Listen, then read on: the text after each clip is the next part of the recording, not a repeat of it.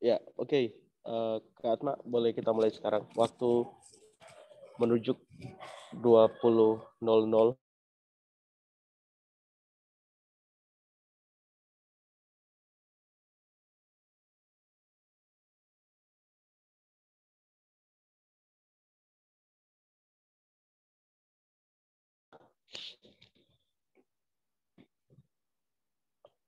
Oke, di waktu saya sudah menunjuk pukul 8 malam. Kita mulai saja ya, Kak Atma. Oke. Salam sejahtera tentunya bagi kita semua yang sudah boleh hadir walaupun hanya lewat Zoom meeting ini, terutama untuk pembicara kita di malam hari ini, Kak Atma Nawaksara. Puji Tuhan, tentunya kita bersyukur bersama kepada Allah Tritunggal yang terus berkarya dan beranugerah dalam hidup kita. Dan ini merupakan pendalaman Alkitab yang ketiga yang dilaksanakan oleh Komisi Plan Pemuda Jemaat Gemim Bukit Karmel, Kagenturan 2 Wilayah Bitung 1, Sulawesi Utara.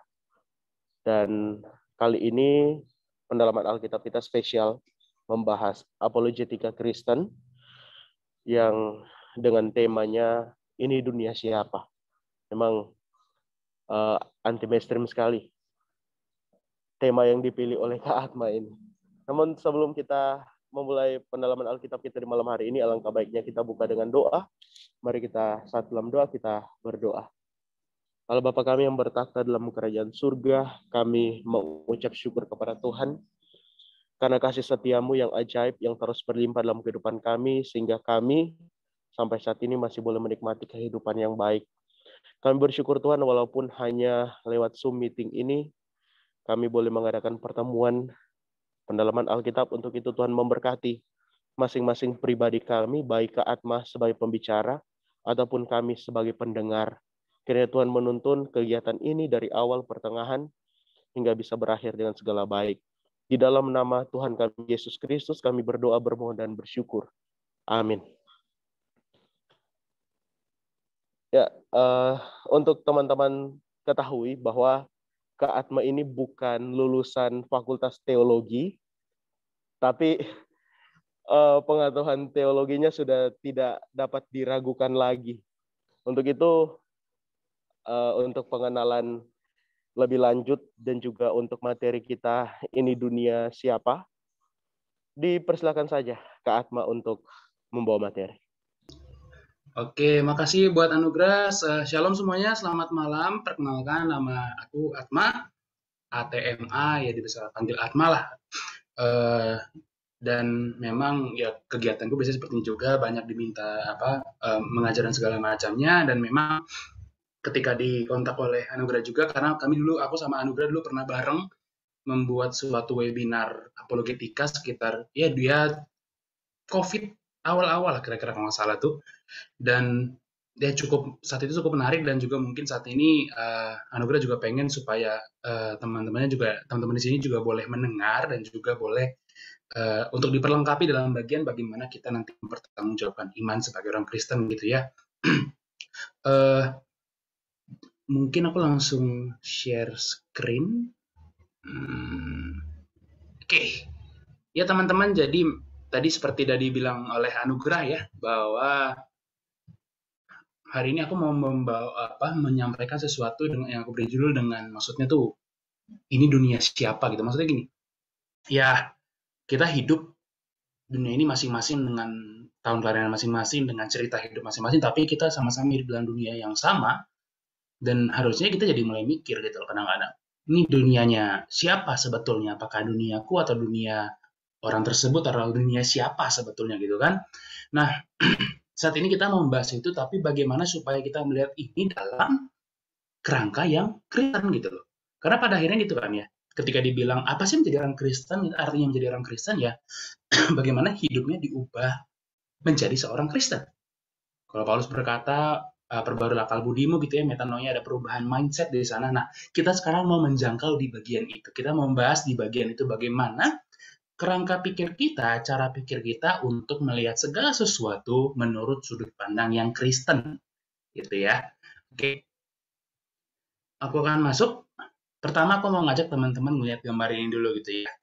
Mungkin ini gambar yang udah sering ditemukan oleh teman-teman juga, bukan gambar yang asing gitu ya. Tapi gambar ini menarik karena eh, ketika kita mempertimbangkan yang namanya sudut pandang gitu ya, kayak dua orang di sini gitu, dari satu sisi melihat akhirnya dia berkesimpulan itu angka 6, yang sementara yang lain berkesimpulan angkanya 9 gitu loh.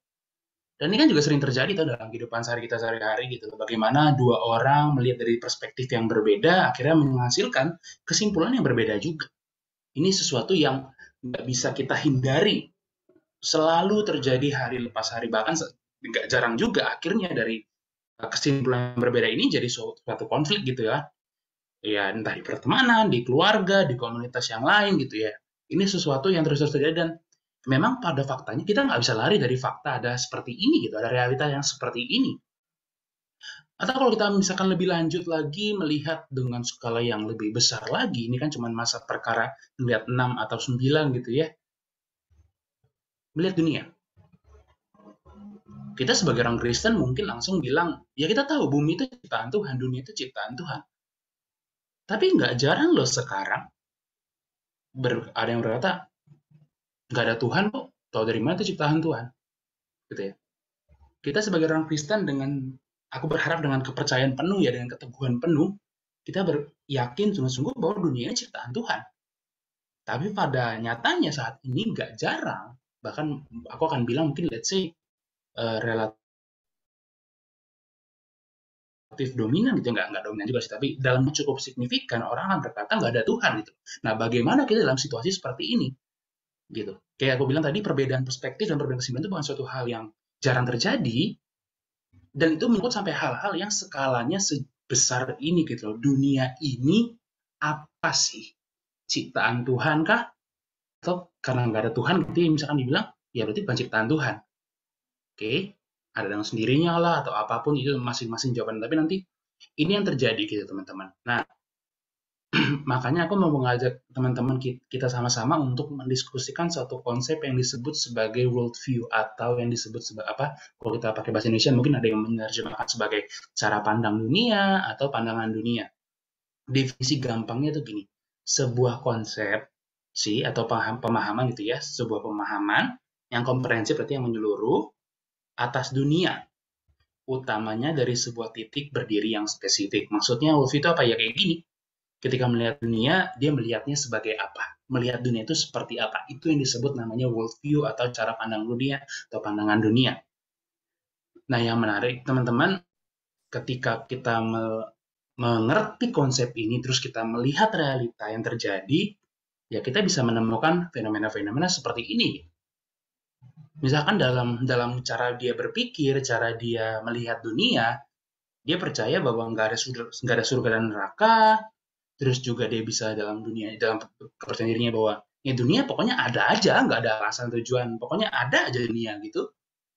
Atau juga ya kita juga ya cuma binatang yang jadi lebih pintar lah setelah sekian juta tahun gitu dalam cara pikirnya dia. Nah akhirnya ya kita nggak heran ketika dalam kerangka seperti ini melahirkan hal-hal yang lain, kepercayaan-kepercayaan yang lain, atau statement-statement atau pernyataan-pernyataan yang lain. Misalkan ya karena dunia tuh nggak ada alasan, nggak ada tujuan, nggak ada nggak ada sebabnya, nggak pokoknya ya begitu aja adanya. Ya udahlah, ciptakanlah dirimu sendiri. Teman-teman mungkin nggak jarang menemukan istilah ini ya, be yourself, create yourself, altering self, menciptakan diri sendiri. Ya ini dalam kerangka pikir yang seperti bagaimana dunia tidak ada alasan atau tujuan, ya masuk akal untuk berbicara seperti itu, gitu loh. Atau mungkin juga ya karena dunia begini-begini aja, ya nggak suka neraka, ya kita cuman binatang yang pintar, ya kamu juga baik-baik aja gitu, nggak apa yang perlu diperbaiki, nggak ada yang perlu ubah ya. Apa kamu kamu baik, kamu hebat, apa segala macam itulah. Bagaimana bahwa ya udah kamu udah gitu aja udah cukup kok, nggak perlu diperbaiki apa-apa lagi. Ya ini juga masuk akal dalam kerangka pikir yang ya udah dunia cuma begini aja kok, nanti kita cuma hidup terus nanti mati selesai, ya udah baik-baik aja kan yang perlu diubah.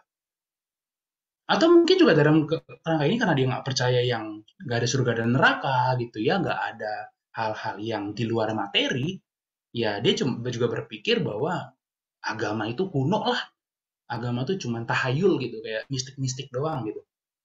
Sekali lagi itu masuk akal dalam kerangka pikir yang seperti ini.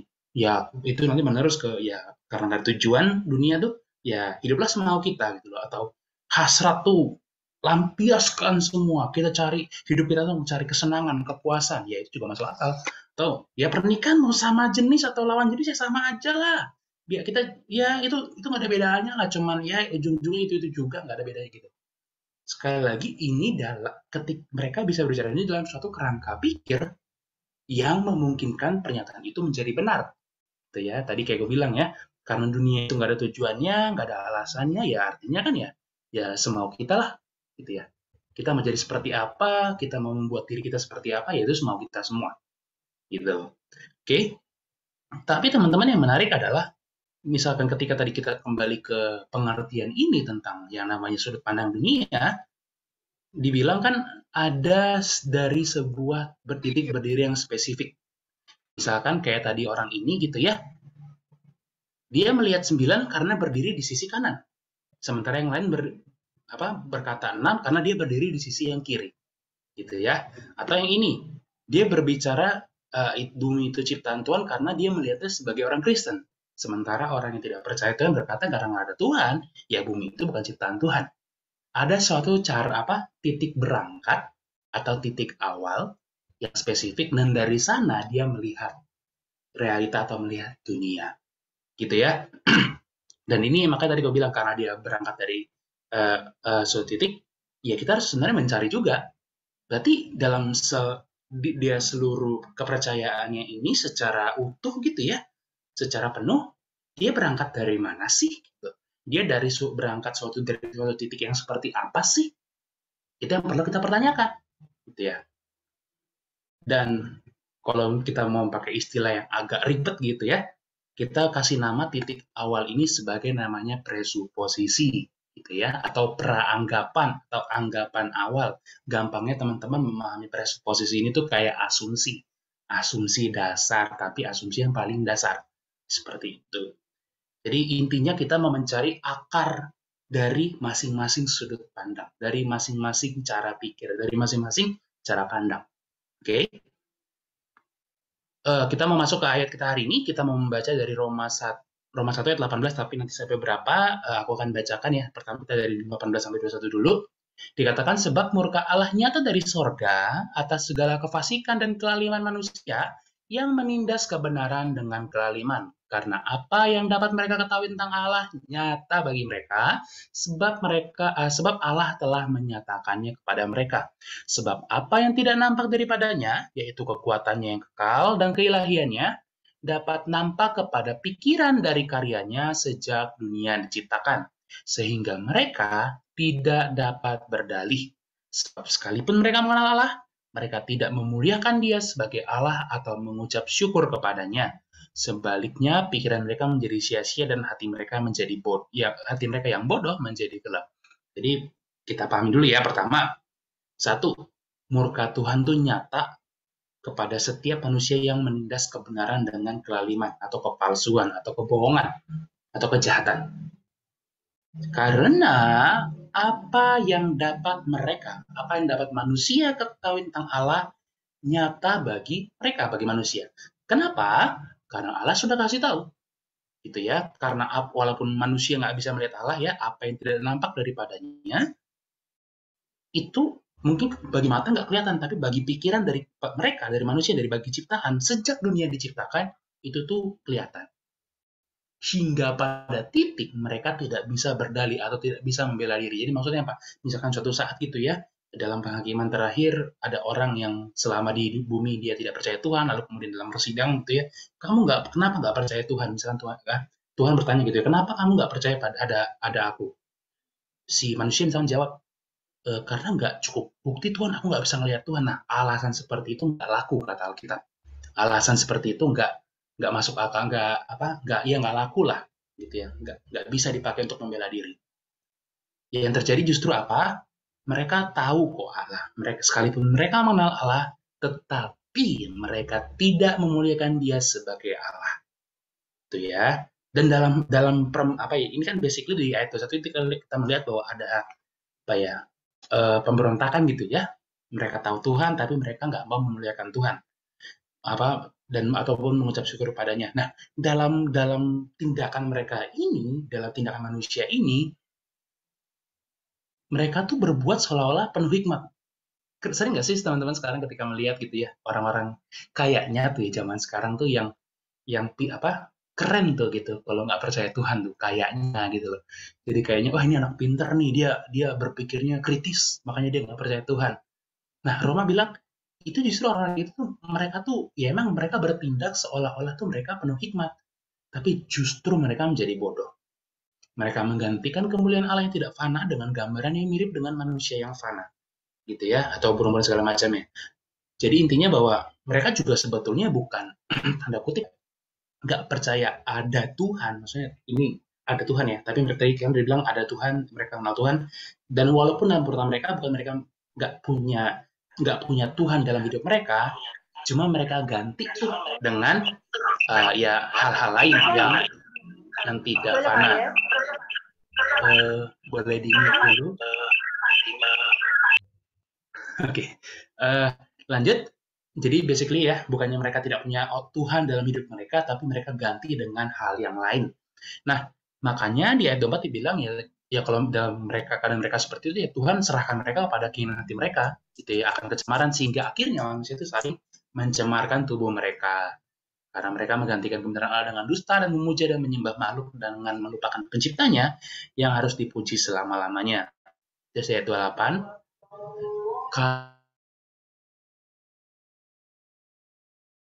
Oke. Karena mereka tidak dengar suara ya. Dan karena mereka tidak merasa perlu untuk mengakui Allah, maka Allah menyerahkan mereka kepada pikiran-pikiran yang terkutuk sehingga mereka melakukan apa yang tidak pantas. Dijabarin tuh gitu ya. Ya apa yang mereka lakukan segala macam. Jadi intinya bahwa pertama manusia tahu Tuhan ada, tapi mereka tidak memuliakan Tuhan, justru mereka ganti Tuhan dengan hal yang lain. Dalam hal itu mereka merasa mereka pintar dalam hal itu ya, tapi justru karena itu mereka menjadi bodoh dan Allah terus ya lemparkan mereka lah menurut keinginan hati mereka masing-masing dan akhirnya mereka melakukan kerusakan. Itu karena manusia dan makanya di Mazmur 53:2 dikatakan bahwa ya kalau orang bebal berkata dalam hatinya tuh Tuhan tuh nggak ada, gitu ya. Nah, jadi terus sebagai orang Kristen kita mesti ngapain gitu? Di 1 Petrus 3:15 nih yang terkenal dalam kalangan apologetik itu bahwa dikatakan ya pertama perintahnya ya kuduskanlah Kristus dalam hatimu sebagai Tuhan. Jadi ini yang prinsip pertama ya bahwa kamu orang Kristen tugas utamamu yang paling sentral adalah menguduskan Kristus dalam hati sebagai Tuhan, gitu ya. Ini prinsip utamanya. Baru kemudian dalam segala waktu harus siap sedia untuk memberi pertanggungan jawab tentang pengharapan yang ada padamu. Maksudnya apa? Ketika ada yang bertanya atau menuduh kamu tentang imanmu, kamu harus siap sedia untuk menjawab tuduhan-tuduhan tersebut. Tetapi haruslah dengan lemah lembut dan hormat dan dengan hati nurani yang murni, supaya mereka yang memfitnah kamu karena hidupnya yang salah dengan Kristus menjadi malu karena fitnah mereka itu. Jadi pertama bahwa kita dalam jadi orang Kristen gitu ya tunduk pada Kristus sebagai Tuhan. dalam hal itu kemudian kita bersiap, kita siap sedia untuk mempertanggungjawabkan iman kita, kepercayaan kita kepada Kristus, kesetiaan kita. Tetapi harus lemah lembut dan hormat, dan dengan niat yang murni, hati nurani yang murni. Oke, jadi itu ya, itu keadaan manusia tadi, bagaimana mereka melawan Allah, dan dalam hal itu kita orang Kristen mesti ngapain. Nah, apa yang pertama dalam kita dalam sebagai Kristen, apa yang kita lakukan dalam hal seperti ini, bahwa kita mengerti pengetahuan yang benar itu didapat dari firman Allah yang adalah kebenaran. Oke, 2 Petrus 1:20 dikatakan bahwa kitab suci itu dihasilkan dari dorongan Roh Kudus, jadi bukan omongan semata manusia. Itu yang didorong oleh Tuhan, jadi itu firman Tuhan, gitu ya. Dan kemudian Yesus berkata di Yohanes 17 bahwa firman itu kebenaran, dan kita diperintahkan untuk dikudus. Yesus berdoa kepada Bapaknya untuk menguduskan kita, umatnya, dalam kebenaran yang adalah firman-Nya. Artinya kita bagaimana kita bertekun dalam firman, hidup dalam firman Tuhan. Dan dari situlah pengetahuan kita, hikmat kita, kebenaran yang kita pahami itu kita dapat dari sana. Oke? Terus apa? Nah, ini dilema, teman-teman. Seringkali kita melihat Alkitab, yang kita pikir bahwa Alkitab itu cuma tentang hal-hal yang tanda kutip rohani. Enggak. Paulus berkata bahwa di dalam Kristus itu segala harta, hikmat, dan pengetahuan. Segala. Jangan dipisah-pisah. Alkitab memang bukan buku sains. Alkitab nggak nyebut ada planet namanya Saturnus. Enggak. Alkitab nggak bilang ada namanya galaksi Andromeda. Enggak. Tapi Alkitab berbicara terhadap segala hal. Jadi, dan itu nggak cuma tentang hal-hal rohani, hal-hal yang disentuh oleh sains, hal-hal yang disentuh oleh filsafat, hal-hal yang disentuh oleh ekonomi, hal-hal yang disentuh oleh politik, dan segala macam hal yang berhubungan dengan hidup kita sebagai manusia. Alkitab berbicara dari sana, dan dari Alkitab itulah kita bisa mendapat harta, hikmat, dan pengetahuan. Ya teman-teman, ini yang harus kita pegang gitu ya, bahwa pertama, sebagai orang Kristen menguduskan Kristus dalam hati sebagai Tuhan, dan bagaimana kita hidup dalam firman Tuhan. Nah, sekarang kita mulai berbicara tentang bagaimana kita mengengage gitu ya, atau kita berhadapan dengan orang-orang yang menantang iman Kristen gitu ya. Iman Kristen tidak bisa dipercaya dan segala macamnya. Teman-teman, aku mau kenalkan pada suatu hal yang disebut sebagai yang satu dan yang banyak. Jadi, kalau mau aku kasih sejarah singkatnya dulu, ini disebut nanti kalau dalam bahasa Inggris the problem of the one and the many, atau kita terjemahkan dalam bahasa Indonesia masalah yang satu dan yang banyak. Hal ini tuh suatu yang ada di dunia sejak mungkin kalau teman-teman pernah dengar nama Socrates gitu ya, seorang filsuf legendaris gitu ya. Dari sebelum zaman Socrates hidup gitu ya, orang-orang filsafat sudah mendiskusikan problema yang disebut sebagai the problem of the one and the many. Contohnya apa? Misalkan nih botol minum gitu ya. Ini kan botol. Ini satu botol kan kita bilang. Tapi ada tutupnya, terus ada labelnya, ada isi airnya misalkan juga segala macamnya. Tapi kan kita bilang satu botol. Tadi ya, ada tutup botolnya, ada labelnya, ada ini badan botolnya gitu, ada moncongnya, segala macam, berarti ada banyak bagiannya ya. Tapi kita ngomong satu botol. Ini yang disebut masalah yang satu yang banyak. Kayaknya di dunia ini kita muncul selalu lihat kemana-mana tuh. Pokoknya ada dia satu dan banyak tuh kayak bareng terus gitu loh. Padahal kan harusnya satu-satu tapi banyak-banyak. Nah ini selalu bareng gitu. Bahkan kalau teman-teman tahu kata alam semesta dalam bahasa Inggris ya, itu kan menarik. Kata alam dalam bahasa Inggris itu kan katanya adalah universe. Dan menariknya kata universe itu adalah gabungan dari dua kata. Unity atau kesatuan, kemudian diversity atau keberagaman. Jadi kesatuan dan keberagaman itu bareng gitu ya. Nah, hal yang ini itu dari zaman filsafat dulu, dari zaman bala gitu ya. Sampai sekarang itu nggak ada yang bisa jawab kenapa kayak gini. Tapi Alkitab di sana berjawab hal itu. Kenapa sih dunia kita ini kok terus-terus ada ya? Ada yang satu dan yang banyak. Kenapa? Ya karena Tuhan yang mencipta bumi ini tuh seperti itu. Allah itu Tritunggal, satu esensi, tiga pribadi. yang bersama-sama dalam kekekalan hidup dalam harmoni. Jadi Allah itu satu, tapi dari tiga pribadi dan dalam harmoni sedemikian rupa dalam sejak kekalan sampai kekalan. Artinya satu dan banyak itu bisa ada kekal gitu. Karena itu dari Allah sendiri. Nah, makanya ciptaannya pun punya hal yang serupa dengan itu. Gitu. Dan karena yang percaya Tritunggal cuma orang Kristen, yang lain enggak, ya masalah ini aja Kristen berarti yang benar karena nyata kita temukan itu di alam semesta gitu. Dan yang lain karena nggak bisa menjelaskan tentang ini, karena nggak punya kepercayaan bahwa Allah itu satu dan banyak dalam kekalan, nggak bisa menjelaskan tentang hal ini, gitu ya.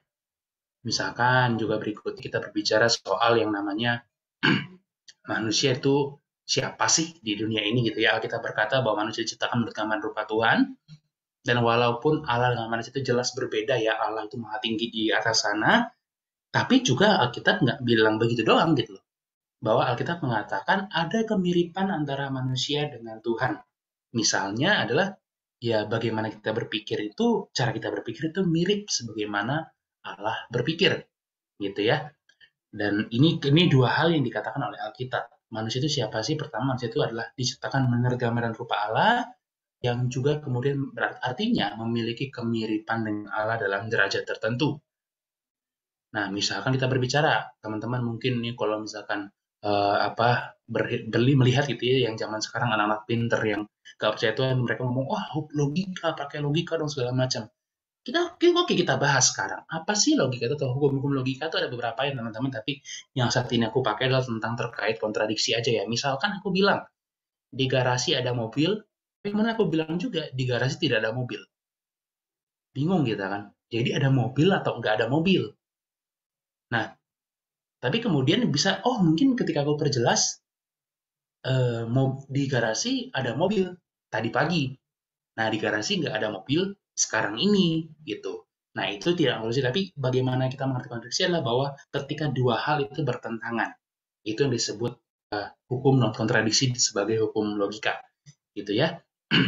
Jadi ada hal yang namanya logika dan orang semua berlogika gitu ya. Ketika ya kayak tadi gue bilang, misalkan aku bilang di garasi ada mobil, di garasi tidak ada mobil, teman-teman bingung, nggak bisa memahami itu karena teman-teman berlogika gitu ya. Nah, ini ada logika di dunia dan kita nggak bisa lari dari hal ini gitu ya.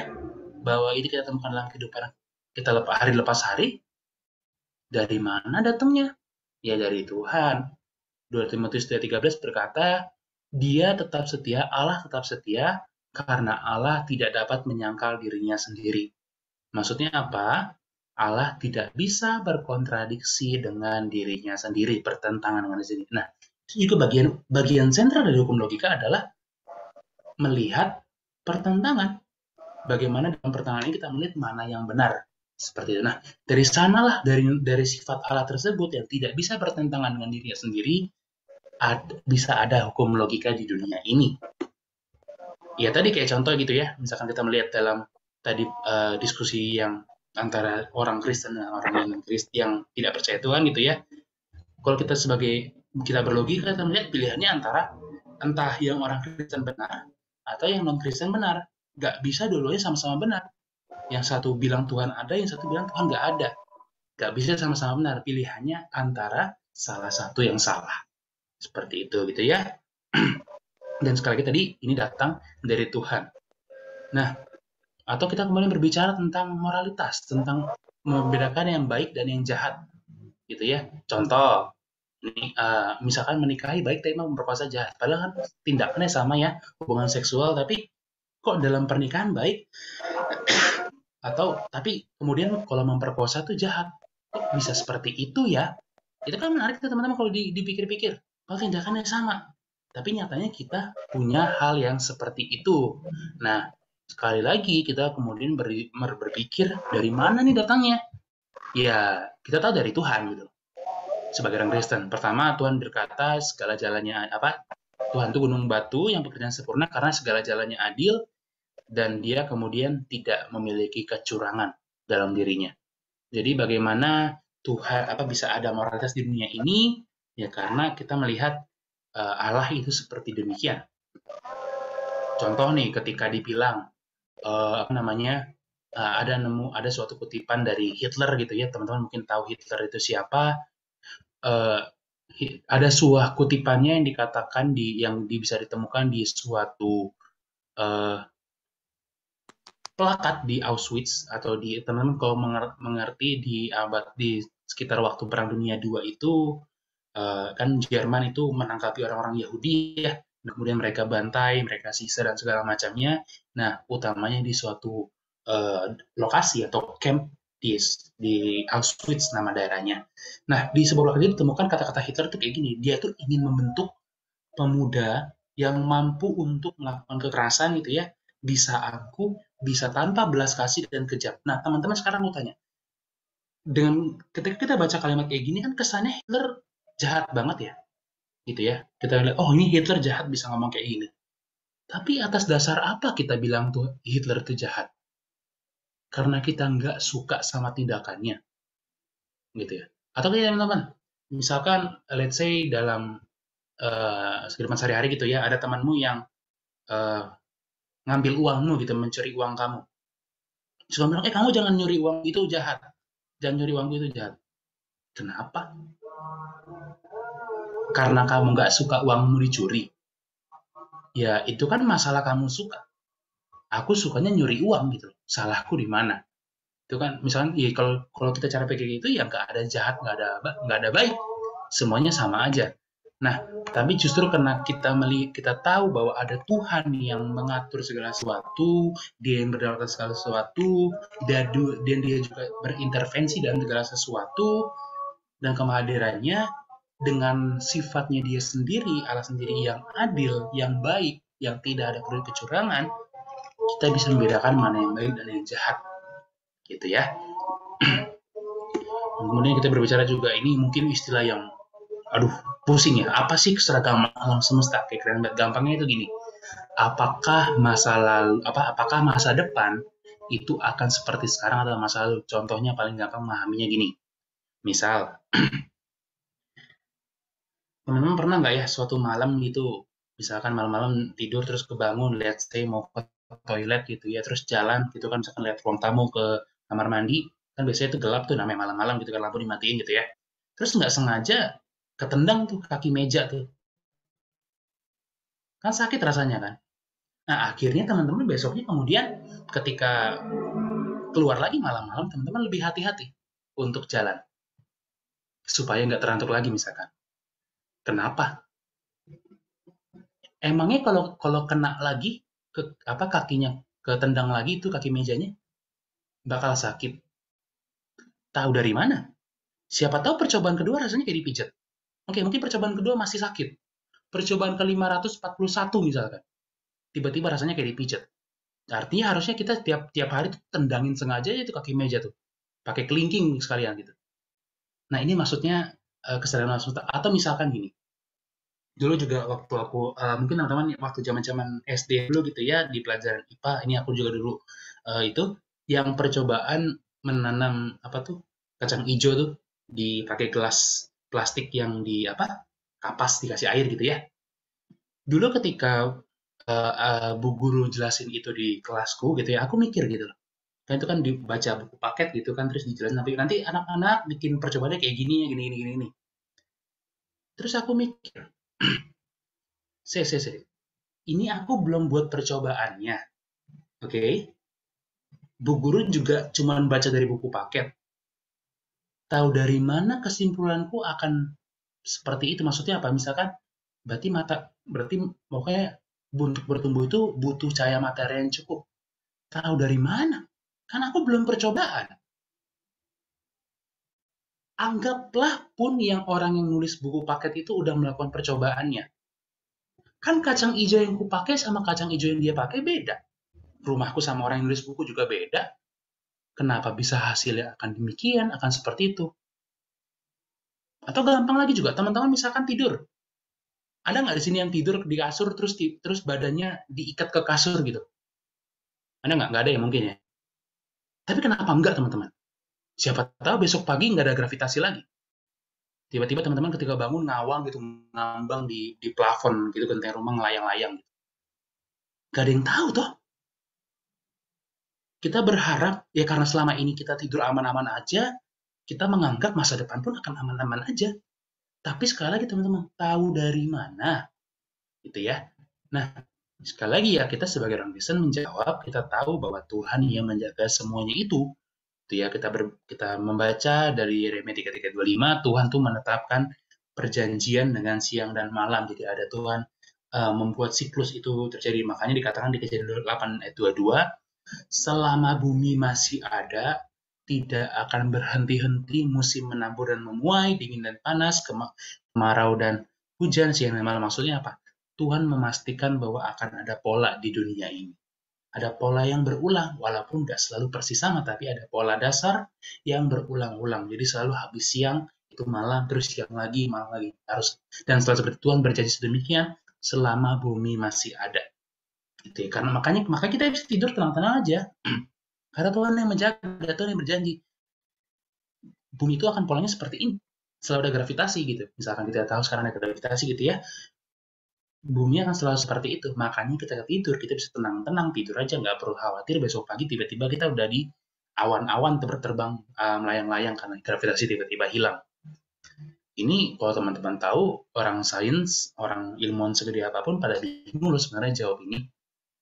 Jadi teman-teman gak usah terlalu khawatir ya ketika kesannya kalau orang pinter zaman sekarang tuh harus meninggalkan agama, tenang. Karena mereka juga banyak yang bingung kok menjawab hal-hal dasar.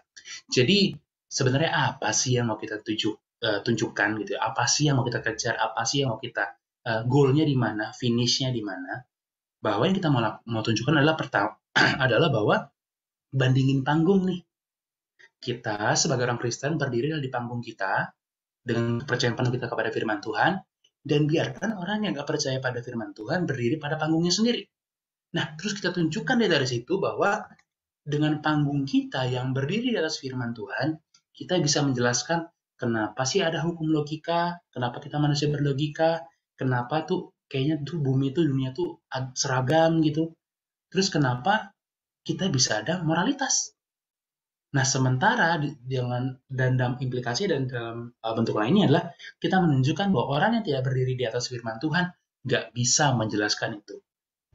Artinya, semua orang yang tidak berdiri di atas firman Tuhan, di atas Alkitab, itu nggak mungkin benar. Gitu ya. Semua sudut pandang, cara pandang, kepercayaan, iman, worldview agama selain Kristen yang dibangun di atas kebenaran firman Tuhan tidak mungkin benar. Dan menariknya juga teman-teman, kalau teman-teman mau lebih lanjut lagi, sebetulnya pun orang yang tidak percaya Allah, tidak percaya Kristus gitu ya, mereka pun sebenarnya berdiri di atas yang kita percaya kok, walaupun sembari menyangkal. Ya seperti di gambar ini gitu ya, mereka merasa mereka ingin menghancurkan kebenaran Kristen gitu ya, secara pandang Kristen, tapi justru sebetulnya pun mereka anggaplah mereka berhasil, walaupun kita percaya itu nggak akan berhasil gitu ya, anggaplah mereka berhasil, yang hancur pun mereka sendiri. Kenapa? Karena Tuhan berkata, dia menopang segala yang ada dengan firman-Nya. Atau menarik kata kutipan di Abraham Kuyper untuk menjawab judul kita hari ini ya, ini dunia siapa? Abraham Kuyper mengatakan, tidak ada satu inci persegi pun dalam seluruh wilayah dari eksistensi manusia, maksudnya seluruh dunia gampangnya memahaminya ya, yang di atasnya Yesus yang berdaulat atas semua tidak berseru milikku. Nggak ada satu senti pun di dunia ini di mana Tuhan tidak berkata itu punyaku. Jadi dunia punya siapa? Dunia punya Tuhan, dan segala sesuatu yang ada dalam dunia ini berdiri di atas topangan Tuhan. Itu yang harus dipahami dengan baik-baik gitu ya. Jadi kendati pun mereka tidak percaya firman Tuhan, tapi mereka kan tetap berlogika kan. Orang yang nggak percaya Kristen kan tetap pakai hukum logika. Malah banyak yang pintar-pintar soal logika.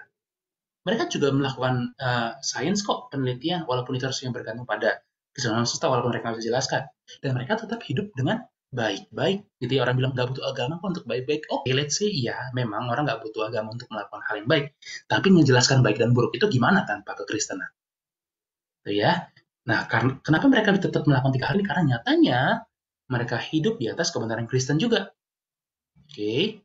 Nah, kalau kita contoh ke percakapan konkret deh, kita kasih contoh langsung. Gimana sih kalau kita let's say ketemu gitu ya, Terus ada seorang misalkan ngomong gitu, kalau Tuhan memang ada, mana buktinya gitu ya, dia nuntut bukti. Ya kalau kita sebagai orang Kristen paling gampang ya jawab aja, untuk apa gitu. Kamu itu kan cuma seonggok daging, cuman ya kumpulan daging yang tersusun dari atom-atom, terus sekarang kamu bisa ngomong aja gitu. Terus pikiran kamu tuh, otak kamu tuh cuman reaksi kimia fisika lah. Nah itulah jadi hasil pikiran. Terus kamu tuh ya sekarang juga di alam semesta, di dunia yang nggak peduli tentang kamu mau, emang bumi peduli kamu mau meninggal karena tsunami atau gempa bumi atau apapun, terserah, itulah bencana alam. Dunia kan bumi nggak peduli gitu dalam dunia mereka gitu, yang nggak ada Tuhan. Jadi kalau situasi kayak gitu ya untuk apa dikasih bukti? Nah, tapi kemudian kita jawab, karena kita tahu di dalam orang tersebut pun ada gambar rupa Tuhan, kita jawab. Tapi karena kamu juga diciptakan dengan rupa Tuhan, sama seperti aku nih, makanya kamu juga berlogika, kamu tahu yang baik dan kamu tahu bahwa yang baik untuk dipercaya itu harus ada buktinya gitu ya, ada moralitas gitu ya, yang baik itu harus ada buktinya gitu. Terus kamu juga berharap kalau buktinya benar hari ini, besok pun kamu bukti itu bisa dipercaya juga, ada keseragaman alam semesta juga, gitu ya.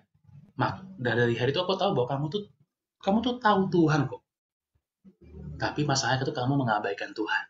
Makanya kamu harus bertobat. Ya itu misalkan itu konkret lah ketika kita berbicara gitu. Nah, jadi dan pada akhirnya panggilannya adalah yang tadi. Bagaimana untuk bisa hidup dalam sinkron dengan hal-hal yang kita lakukan, untuk tidak hipokrit ya, untuk tidak munafik gitu ya. Kita memakai logika, kita bermoral, dan kemudian kita hidup dengan keseragaman alam semesta, ya bertobatlah untuk bisa menjaga supaya kita bisa hidup itu sinkron tuh nggak ngawang-ngawang gitu. Makanya kita percaya bahwa pada akhirnya tujuan finalnya adalah ketika kita berbicara dengan seorang yang tidak percaya adalah dengan mengandalkan pemberitaan Injil. Bahwa kita percaya seperti Roma 1 ayat 16, Paulus berkata, Injil adalah kekuatan Allah yang menyelamatkan setiap orang yang percaya. Jadi itu pada akhirnya jangan cuma pede menang, let's say menang debat atau apapun. Pada akhirnya ingat, yang mengubahkan orang tersebut itu bukan kelihan debat, bukan kepintaran otakmu merumuskan Allah yang menyelamatkan setiap orang yang percaya. So mungkin dari aku untuk yang penyampaiannya demikian, karena aku juga dikabarin oleh Anugerah nanti akan ada sesi diskusi, dan memang aku juga lebih senang diskusi ya, supaya kita sama-sama saling bisa interaksi lah gitu ya. So mungkin aku kembalikan dulu ke Anugerah, silakan. Oke, terima kasih Kak Atma atas pemaparan materi yang begitu luar biasa. Ya, seperti yang sudah disampaikan tadi bahwa setelah pemaparan materi kita akan masuk dalam sesi tanya jawab. Silakan teman-teman yang ingin berdiskusi ataupun malam hari ini ingin bertanya seputaran materi. Oh, sudah ada satu. Ada Kak Cynthia di sana. Oke, silakan Kak Cynthia. Ya, shalom teman-teman. Aku kebetulan kenal sama Mas Atma sih. Iya. Tapi nggak apa-apa lah nanya di sini ya, Mas Atma. Sebenarnya aku kadang bingung ya, maksudnya karena kan kita kalau dalam dunia sains, bukan hanya sains aku pikirnya, tapi bahkan dalam disiplin ilmu aku, ilmu sejarah, itu kayak apa-apa bukti.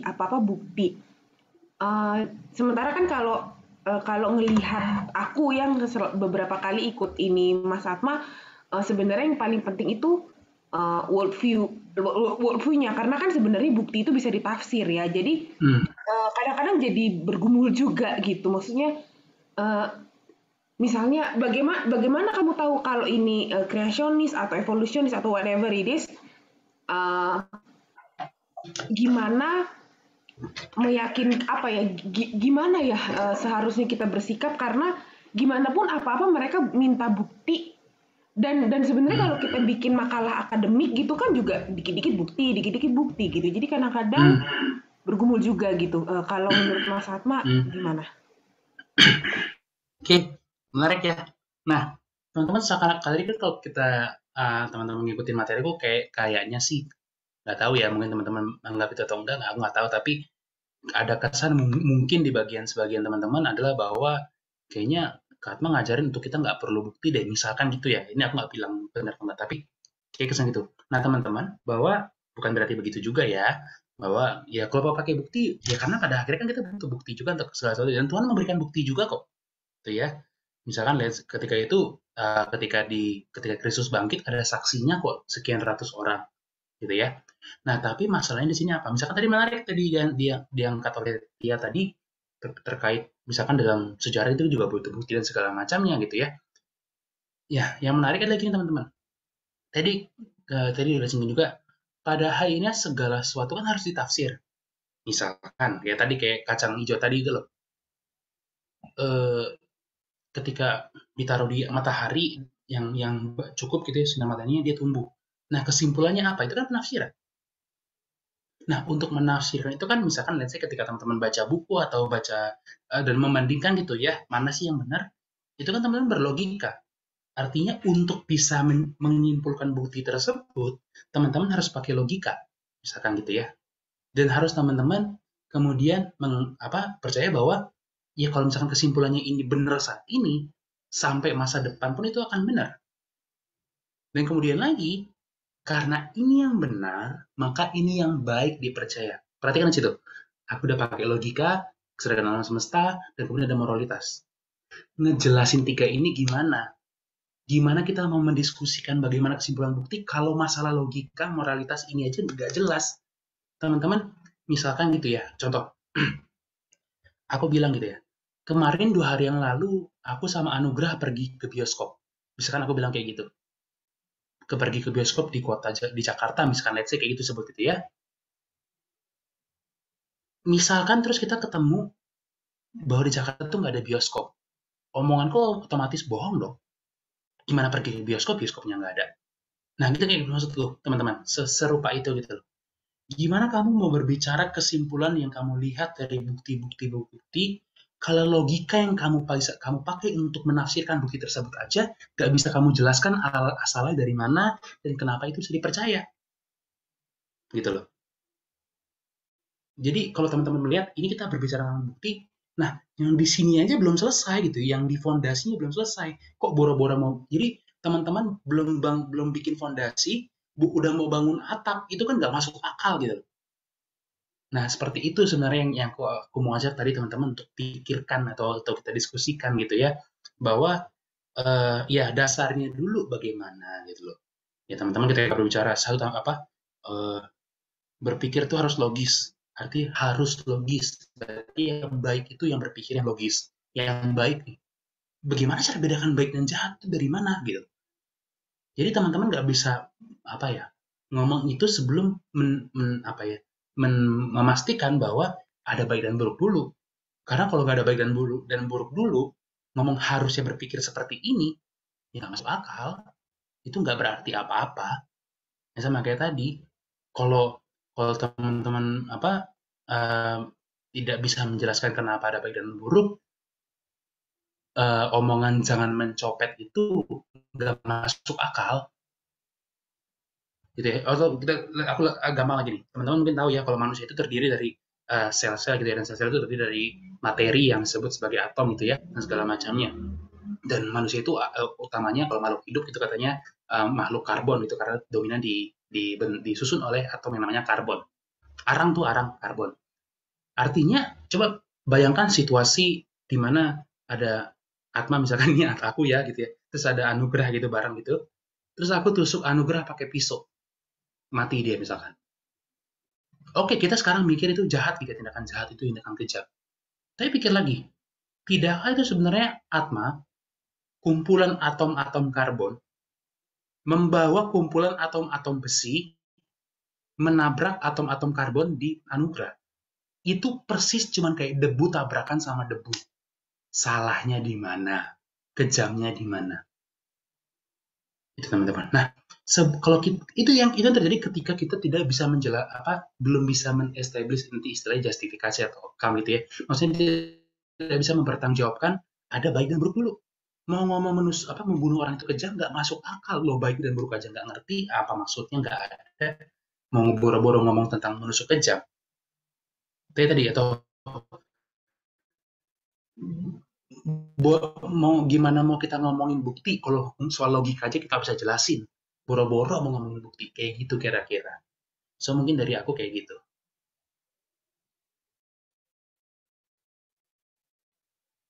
Balik ke Ya, anugerah mungkin. bagaimana dengan Kak Cynthia? Apakah sudah jelas? Oke. Baik, kita lanjut. Apakah masih ada teman-teman yang ingin bertanya? Langsung saja buka mic dan langsung bertanya.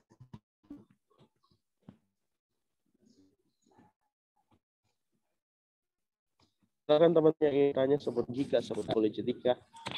Ya, kita boleh bertanya sepuas-puasnya Atau malam nggak usah hari ini.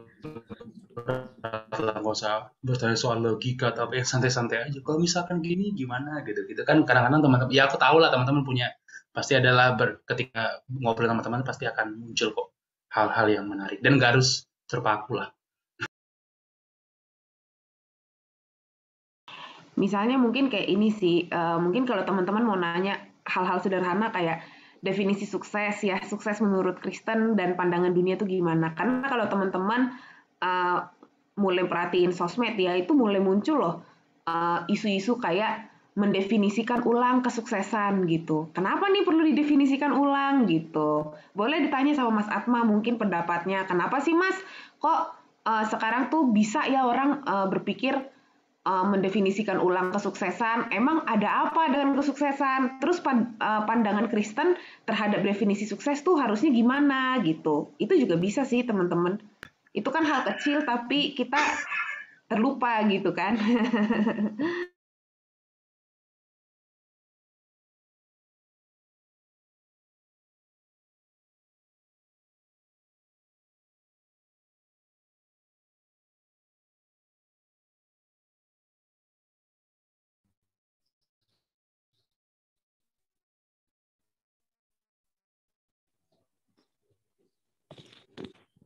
Saya akan bertanya, Kak Atma.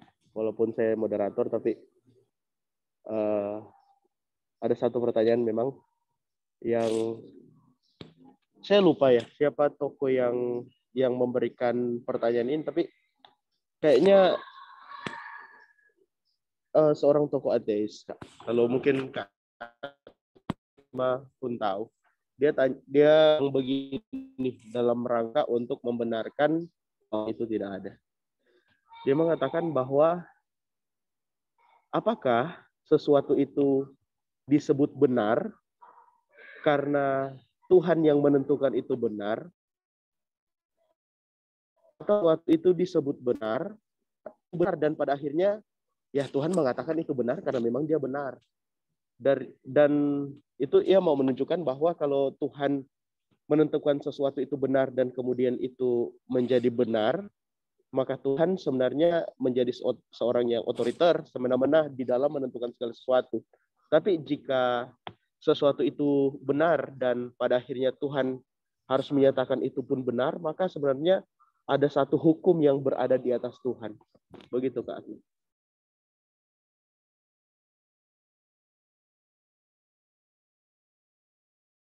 Jawabannya itu Yesus sudah pernah ngomong bahkan aku adalah kebenaran dan jalan dan hidup. Memang teman-teman menarik ya kalau teman-teman tadi memperhatikan yang dibahas oleh Nugra juga apa tadi dijabarkan gitu ya. Jadi gampangnya nih teman-teman, gampangnya adalah jadi Tuhan tuh melakukan sesuatu gitu ya, atau let's say lah menetapkan hukum, misalkan jangan membunuh gitu atau jangan berzina gitu. Itu karena itu benar atau supaya itu maksudnya ini, Tuhan bilang itu karena itu emang yang benar tuh seperti itu ya jangan bunuh dan atau Tuhan yang tetapkan begitu dan makanya itu menjadi benar. Nah, masalahnya adalah teman-teman, kalau teman-teman mengerti, kita kan percaya bahwa Tuhan itu nggak Tuhan tuh maksudnya Tuhan tuh yang ultimate gitu ya, yang absolut gitu, yang tertinggi. Dia tidak tunduk pada siapapun. Kalau kita menjawab Tuhan bilang apa namanya? Tuhan bilang jangan bunuh itu salah, ngarang karena emang gitu yang kayak gitu yang benar gitu. Artinya ada suatu hukum gitu ya atau suatu prinsip gitu gampangnya tentang moralitas gitu tentang bahwa membunuh itu salah Nah, Tuhan tuh melarang kita karena ngikut ke situ, gitu ya. Nah, masalahnya adalah kalau kayak gini berarti Tuhan tunduk pada sesuatu dong. Artinya ada yang lebih tinggi dari Tuhan dong. Berarti yang prinsip ini yang Tuhan, bukan Tuhan. Itu masalahnya kalau kita menjawab seperti itu.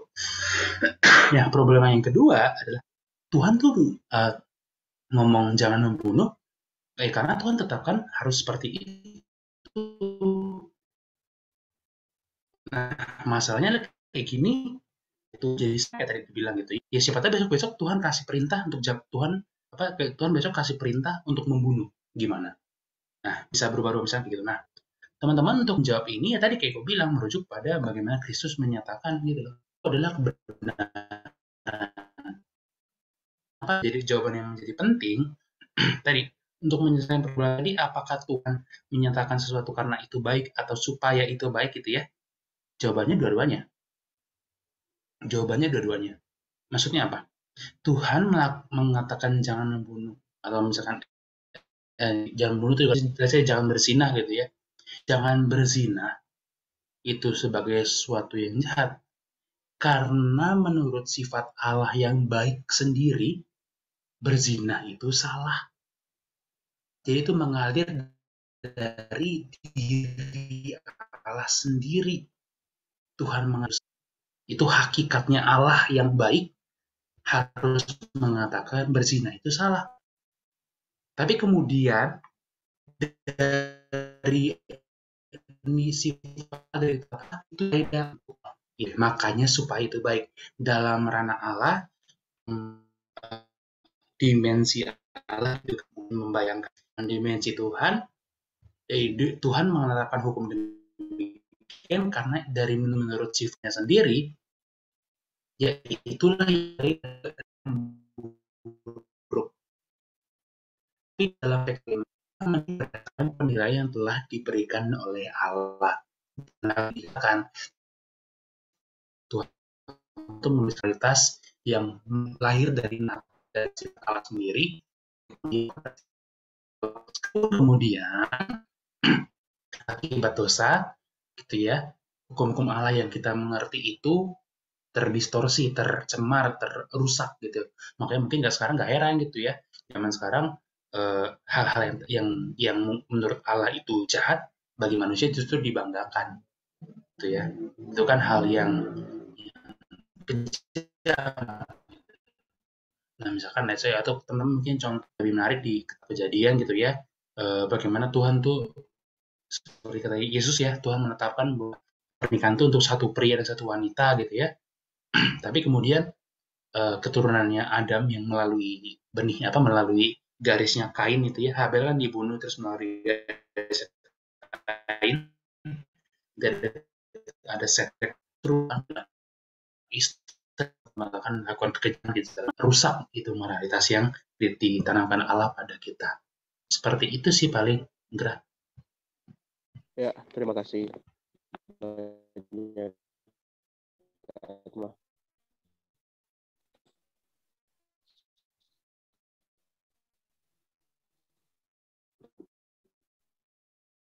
Silakan.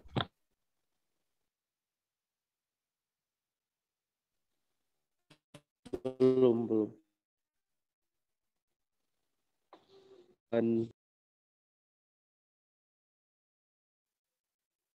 Mungkin headsetnya bermasalah. Ya, mungkin headsetnya bermasalah. Ya, cek. Dapat dengar? Ya, bisa. Ya, mantap. Terima kasih atas kesempatan yang diberikan. Mungkin saya mau bertanya, kalau mungkin dari pemikiran orang-orang ateis, mereka itu kan kebiasaan kita kenal, mereka itu tidak percaya kepada Tuhan. Apakah bisakah dari semua manusia itu mampu mencari Tuhan walaupun ia sekalipun tidak percaya bahkan menolak? Mungkin itu kan, apakah memang bisa walaupun manusia itu tidak percaya kepada Tuhan, dia bisakah mencari Tuhan? Boleh buka teman-teman di Roma 8. Roma 8 ayatnya yang Roma 3 ayat yang ke-11.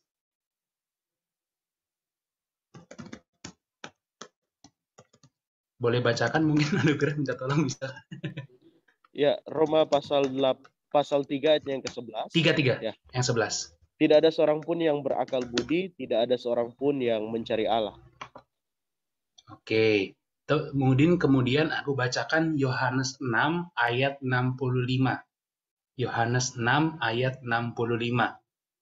Lalu Kristus berkata, sebab itu telah kukatakan kepadamu, tidak seorang pun dapat datang kepadaku kalau Bapa tidak mengaruniakannya kepadanya.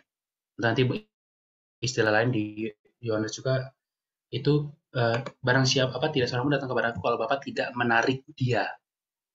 Itu jawaban Yesus sendiri gitu ya, bahwa ya kalau bukan karena Allah yang menarik orang tersebut datang kepada dirinya, kepada Allah atau kepada Kristus, nggak ada yang bisa datang. Dan tadi faktanya tadi juga yang di ayat yang dibacakan oleh Anugerah tadi Roma 3 ayat 11, ya faktanya dari mencari juga kayak gitu. Seperti itu. Ada pertanyaan lanjutan mungkin? Iya, iya kan, Mas. Mungkin bukan lebih ke mencari sih. Maksud saya dalam titik pemikiran setiap manusia itu, apakah dia pernah satu kali ataupun bagaimana itu bisa berpikir tentang Allah begitu? Mungkin begitu. Oke. Aku ajak kita ke bagian aku balik share lagi ya bagian tadi presentasiku di mana tadi. Ini aku share screen. Nah, ayat ini tadi. Oke. Sebab murka Allahnya dari sorga atas segala kefasikan dan kelaliman manusia menindas kebenaran dan kelaliman. Ya. Karena apa yang dapat mereka ketahui tentang Allah nyata bagi mereka sebab Allah telah menyatakan kepada mereka. Jadi, dan apa yang tidak nampak daripadanya itu nampak. Dan di ayat 21 akhirnya kesimpulannya adalah sekalipun mereka mengenal Allah, artinya mereka tahu Tuhan. Setiap manusia tahu Tuhan, karena ini berbicara sejak dunia diciptakan. Nah, yang menarik teman-teman, di bagian fokus ke ayat 18, kata menindas. Menindas kebenaran dan kelaliman. Nah, apa sih yang dimaksud dengan kata ini?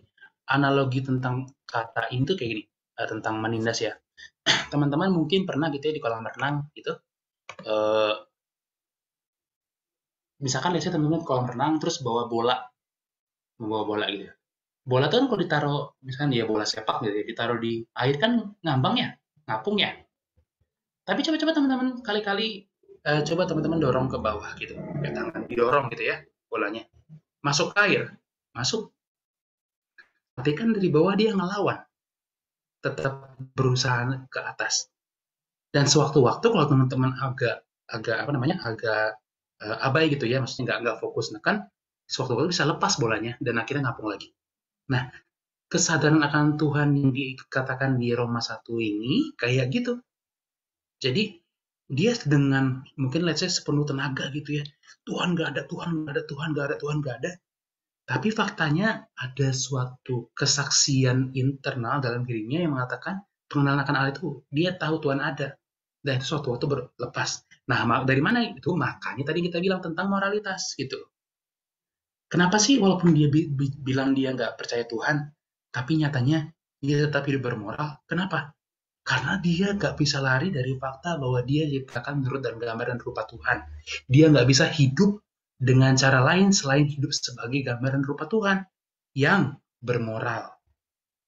Artinya, walaupun dengan mulutnya dia menyangkal Tuhan, tapi dalam hidupnya dengan cara yang menyangkal diri dan dengan cara yang bertentangan dengan diri omongan sendiri, dia menghidupi, tanda kutip menghidupi hukum Tuhan.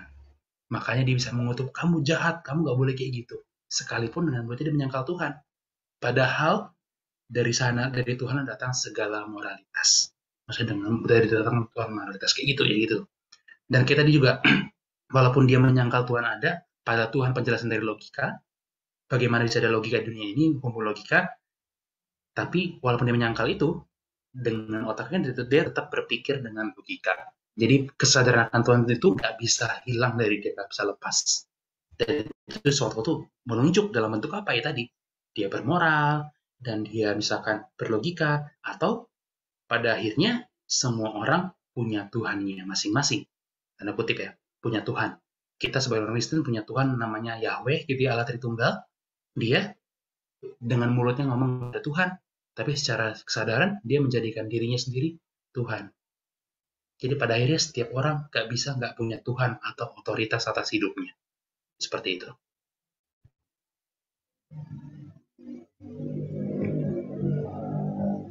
Ya, oke. Terima kasih atas jawabannya Kak Atma, dan ada satu pertanyaan lewat di chat. Dan teman-teman, apakah masih ada yang ingin bertanya? Karena setelah ini kita akan menutup sesi tanya jawab.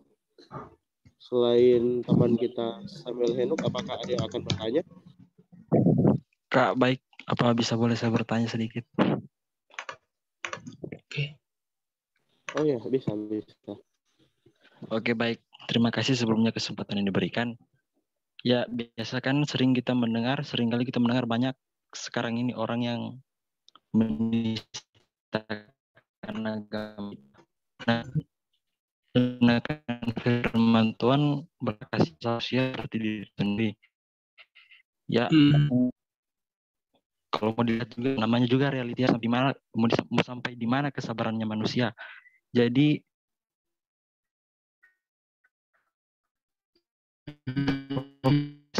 progres agar nikmat. Terima kasih. Oke, untuk menjawab itu aku balik ke ayat ini. Tetapi kuduskanlah Kristus dalam hatimu sebagai Tuhan dan siap sedialah pada segala waktu untuk memberi pertanggungjawab pada setiap orang minta pertanggungjawab atas dari kamu tentang pengharapan yang ada padamu. Tetapi haruslah dengan lemah lembut dan hormat dan dengan hati yang murni supaya mereka yang memfitnah kamu karena hidupmu yang salah dalam Kristus menjadi malu karena fitnah mereka itu.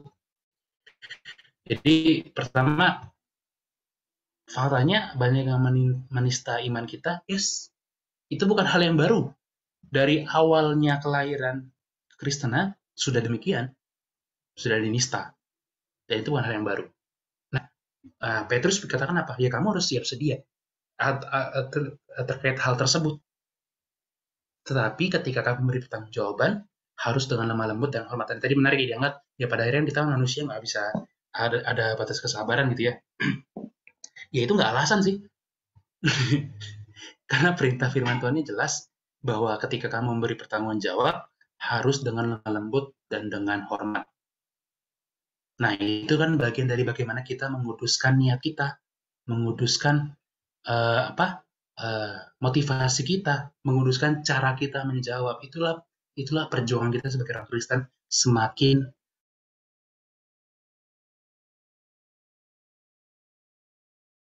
serupa dengan Kristus. Nah, tapi apakah kamu tuh artinya harus ngomong pelan, terus nggak menyinggung? Bukan. Hormat dan lemah lembut itu berbicara pertama masalah niat. Niatmu untuk apa menjawab? Apakah untuk menjatuhkan dia? Kalau niatnya itu, ya jelas salah. Tapi niatnya adalah bagaimana itu menjadi jalan untuk kita memberitakan Injil. Kita melihatnya menjawab dengan kasih. Walaupun kasih juga ada ketegasan di sana ya.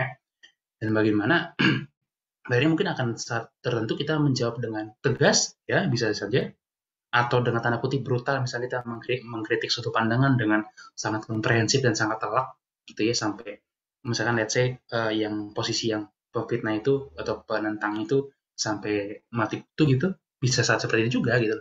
Tapi sekali lagi dengan hormat, gitu ya, dengan kata bahasa yang sopan dan segala macamnya.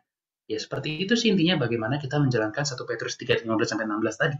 Jadi kalau misalkan kita mau bertanya kayak tadi, ya renungkanlah bagian itu lagi tadi. 1 Petrus 3:15-16. Seperti itu. Oke, baik, makasih Kak.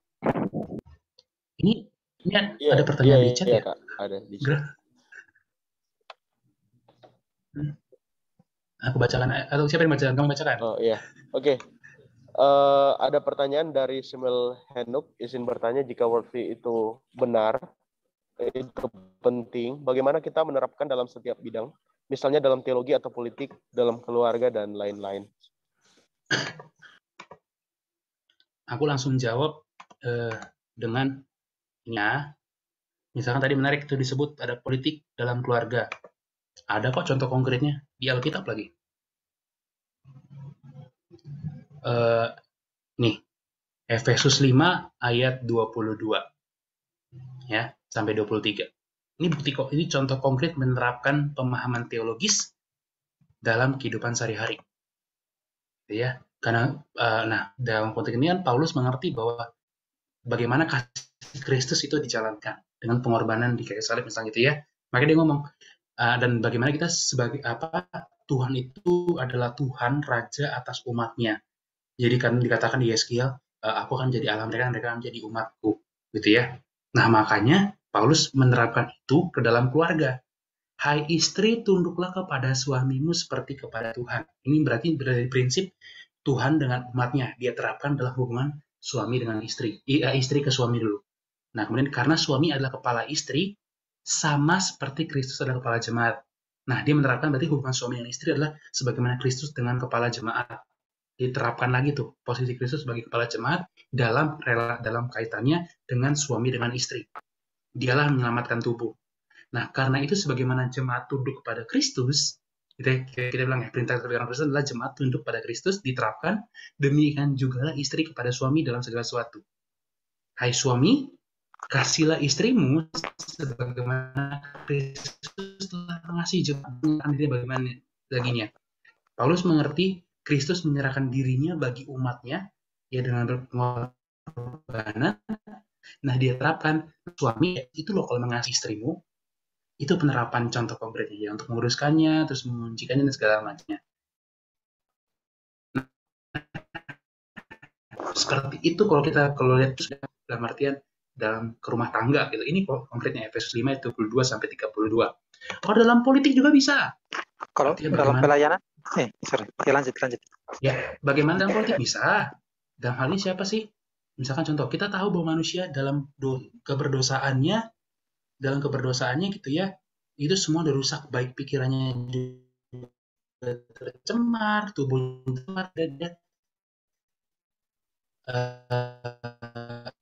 dan nanti kita lihat manusia punya maksudnya punya kecenderungan yang jahat, gitu ya.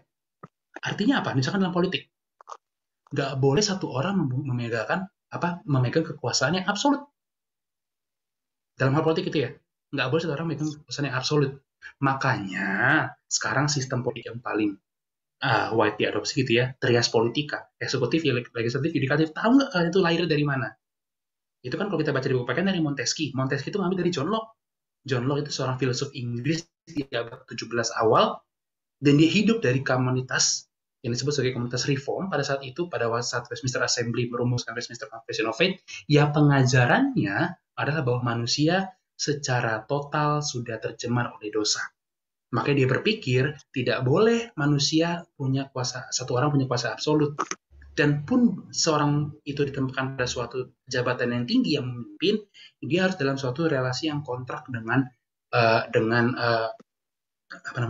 orang rakyatnya, gitu ya. Dan kemudian lanjut lagi dari yang namanya John Calvin di Jenewa, harus ada check and balances. Bagaimana harus dikontrol universal. Gerakan Protestan sola scriptura, bahwa tidak ada satu orang yang artinya segala satu orang, tidak peduli seberapa tinggi pun jabatannya. Artinya sekalipun jalan jabatan tertinggi suatu negara, misalkan dari presiden, dia tetap posisinya di bawah hukum, tidak bisa di atas hukum. Nah, itu bagaimana kita menerapkan teologi dalam hal-hal yang real seperti itu. Dan itu nyatanya konkret sudah diterapkan, terlepas disangka kontribusinya. Seperti itu.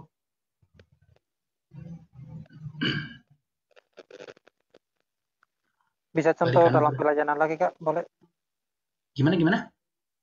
Kalau contoh dalam pelayanan, misalnya ada hal yang mau disampaikan begitu. Gimana? Kurang jelas.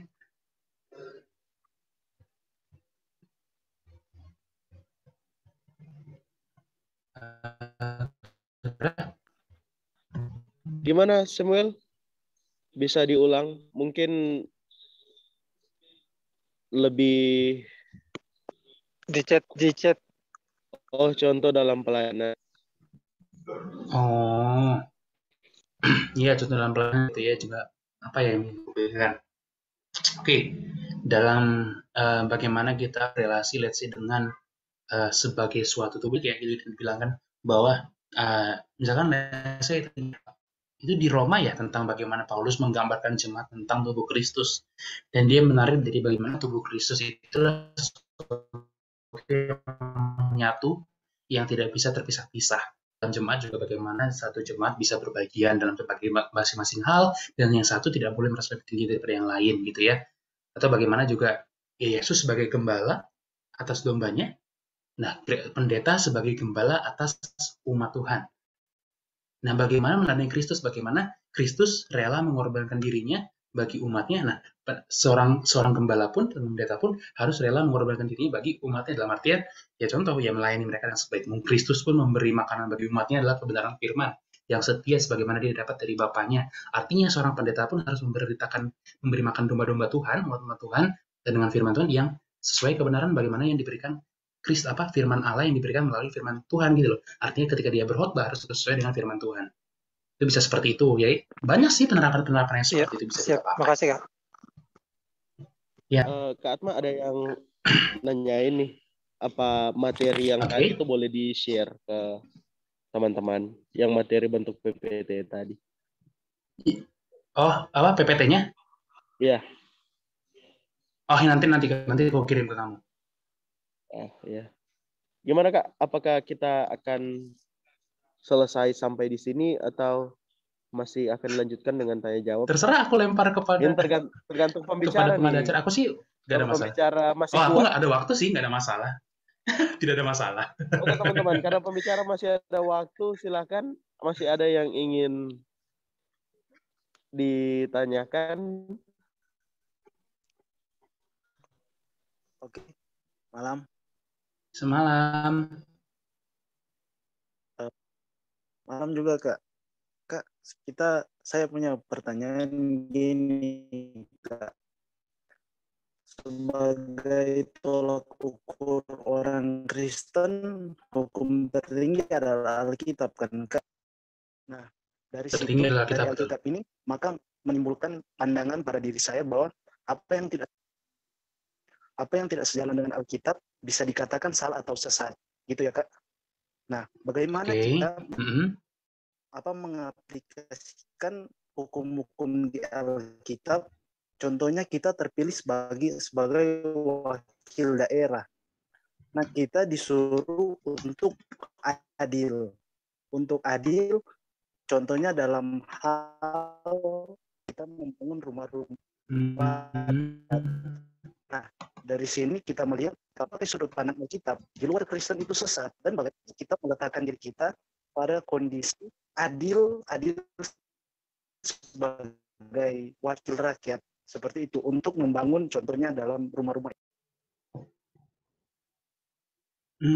Oke, ya penerapan masalah adil ya bisa sih seperti itu. Tapi gini teman-teman, bahwa yang aku mau coba ajak juga adalah jangan nanti maksudku jangan mengisolasi suatu konsep dari konteksnya. Maksudnya apa? Misalkan, oke, Alkitab mengajar kita harus adil. Ya udah, kita harus adil. Tapi adil yang seperti apa? Nah, itu pun harus kita telisik dari Alkitab. Apa sih maksudnya adil oleh Alkitab?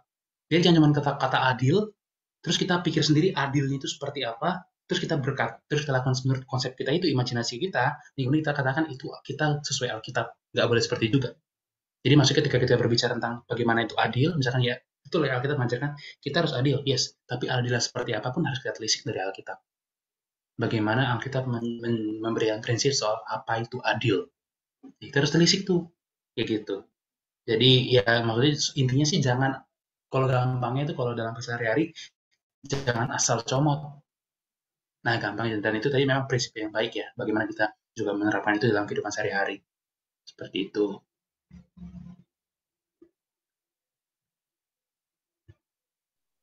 Ya, gimana dengan penanya? Apakah sudah jelas?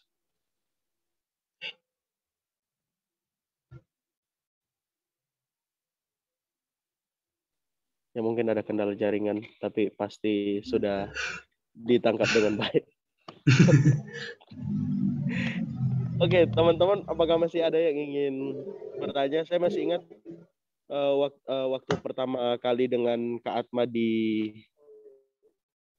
forum semacam ini, kita membahas tentang apologetika Pantilian ya Kak waktu itu. Itu Iya. sampai tinggal diberhentikan karena sudah jam tidur, kita masih diskusi. Iya, Sob. Larut malam sekali waktu itu. Oke teman-teman, apakah masih ada yang ingin bertanya? Dipersilakan. Kak, maaf saya mau bertanya sedikit ini boleh? Silakan. Ya, silakan. Di sini nih ada grup WhatsApp-nya nggak? Maksudnya? Kayak kita yang hadir di sini ada grup-grupnya begitu kah? Grup WhatsApp-nya agar mungkin kedepannya ada ibadah kita bisa join gitu. Oh, soal ini kalau ini jawabannya mungkin aku serahkan kepada Anugrah nih, karena yang mengadakan acara Anugrah nih. Oh iya Kak. Oh ya, mohon maaf karena kita tidak membentuk grup WhatsApp karena memang pendalaman Alkitab ini tidak dilaksanakan dengan satu pembicara saja. Jadi kalau misalkan teman-teman ingin mengikuti PA-PA semacam ini, boleh invite pertemanan di FB saya Anugrah Liru, karena di situ nanti akan saya bagikan poster-poster PA semacam ini.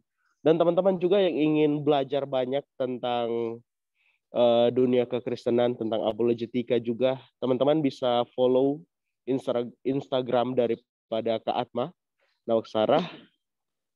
Juga Kak Atma ini adalah admin dari Ignis Ministry dan Predesmemenasi.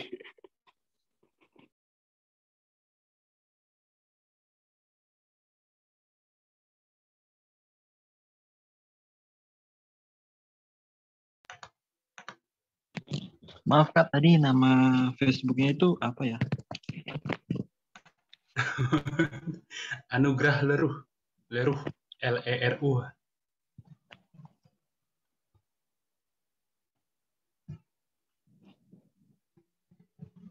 Ya teman-teman kalau juga mau cari aku kesini aja ya, nggak usah pusing-pusing udah.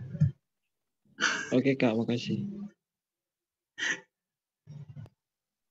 Oke, maaf Kak, tadi agak gangguan signalnya. Saya Iya, boleh iya. nanya lagi kelanjutan? Lanjut silakan. Bisa Kak? Iya silakan. Halo? Iya, halo silakan aja. Enggak, Oh, suara aku nggak terdengar Kak. jadi gini. Oh, masih terdengar Kak? Terdengar. Oh iya. Halo?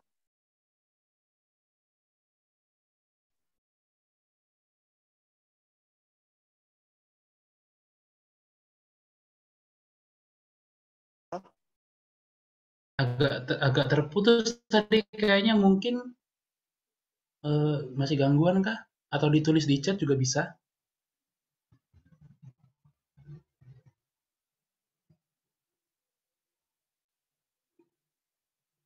Jadi paling silakan Anugrah. Oh iya, teman-teman, apakah masih ada yang ingin bertanya? Ya tadi sempat sampai 50 partisipan dan sekarang tinggal 34 ya, seperti biasa ketika masuk dalam ruang diskusi kebanyakan sudah leave. Mungkin Atma boleh share pengalaman-pengalaman ketika membawa materi-materi semacam ini, karena jujur saja saya mulai mengenal teologi Kak Atma itu dari SMP, dan saya tidak dapat dari hamba-hamba Tuhan yang ada di dekat saya. Malahan hamba-hamba Tuhan yang saya rasa hanya bisa saya jangkau lihat YouTube, misalnya Pendeta Esra, Stephen Tong, Pendeta MYM, dan lain sebagainya. Dan memang yang menjadi kesulitan itu untuk memperkenalkan doktrin Karena bukan saja jemaat awam, tapi bahkan juga para Tuhan, dalam artian juga ada penelitian yang cukup rumit, karena bagaimana jemaat awam itu mau mengerti Injil, mau memahami doktrin dengan benar, kalau hamba-hamba Tuhan saja tidak mau belajar, tidak mau juga mengajar, dan ya seperti biasa jawaban mereka ketika kita mau belajar doktrin, mereka akan bilang doktrin itu memecah belah.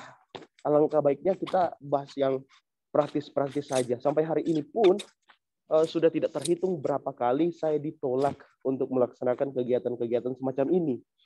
Bahkan ada yang bilang jangan bahas yang berat-berat, bahas saja yang ringan-ringan. Tidak usah bahas tentang Allah Tritunggal, tidak usah bahas tentang Alkitab, tidak usah bahas tentang keselamatan. Ya, yang sudah ringan-ringan saja. Apalagi untuk anak-anak muda. Untuk itu waktu pertama kali, waktu beberapa hari yang lalu,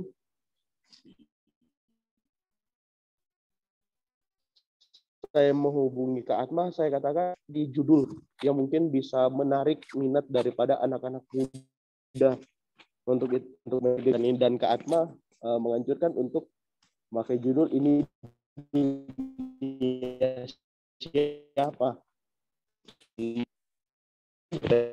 Siapa? Jadi mungkin ada pengalaman daripada Kak Atma sendiri ketika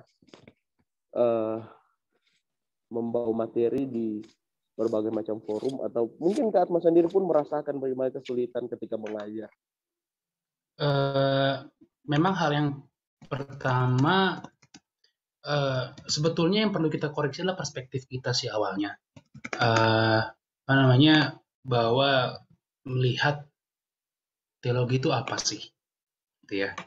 Kebanyakan kita karena sedemikian asingnya dengan istilah ini, jadi menganggap itu sebagai sesuatu yang gimana bilangnya, sesuatu yang jauh lah. Karena memang dalam dari tertentu juga kita harus memahami ada kelemahan juga ya dari kalangan-kalangan yang hidup dalam dunia tersebut, dalam dunia teologi, bagaimana mereka mengkomunikasinya. Tapi aku mau ngajak kayak gini, bahwa pada akhirnya itu kita semua nggak bisa lari dari namanya teologi. Nggak bisa lari. Terlepas kayak apapun kamu ngomong, kamu nggak butuh teologi, ketika aku tanya Yesus siapa, dan kamu menjawab, kamu sudah berteologi. Di titik kamu bilang kamu percaya Tuhan, kamu sudah berteologi. Jadi kalau misalnya kita melihat seperti itu, pertama itu satu yang tidak bisa dihindari. Kedua, cara pandangnya adalah bagaimana kita mengerti juga teologi itu pada naturnya seperti apa, atau doktrin itu apa sih gitu. Pertama, kalau istilah kata teologi, theo dan logos. Theo itu Tuhan, logos itu ilmu atau pengertian atau bijaksana atau hikmat dan segala macamnya. Artinya dalam pengertian yang paling dasarnya ini adalah pengenalan akan Tuhan. Allah itu siapa sih? Allah itu apa sih? Allah itu melakukan apa? Itu teologi. Nah, dalam perspektif ini kalau kalian melihat seperti ini, ya pada akhirnya kita memang harus mencari justru, bahkan bukan sekedar itu suatu harus kita yang dalam artian tanda kutip cuman lihat doang, tapi itu justru sesuatu yang dikejar karena perintah kita adalah yang terutama adalah bahwa bagaimana kita bertumbuh dalam mengenalkan Allah. Misalnya let's say kita coba di Yohanes 17 ayat ketiga. Boleh satu orang bacakan mungkin, atau Anugerah mungkin Yohanes 17 ayat yang ketiga.